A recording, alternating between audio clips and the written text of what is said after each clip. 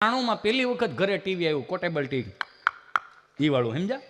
તો પહેલી વખત પપ્પા ટીવી લાવ્યા ને એમ જોયું તો ઓલું એન્ટેના વાળું હતું, સમજ્યા? ચાલુ કર્યું, ઝરમરિયા આવ્યા. મેં મારી જિંદગીમાં કોઈ જેવું જોયેલું નહીં. 20 મિનિટ મેં ઝરમરિયા જોયા. અને ગામડું ભોળું કેટલું છે એની વાત કરું. 20 મિનિટ મેં ઝરમરિયા જોયા, 45 મિનિટ મારા બાએ ઝરમરિયા જોયા. બેઠા બેઠા કે અર માણા તો જો હૈયું દળાય. એને એમ કે ઉપરથી કેમેરો લીધો હોય છે.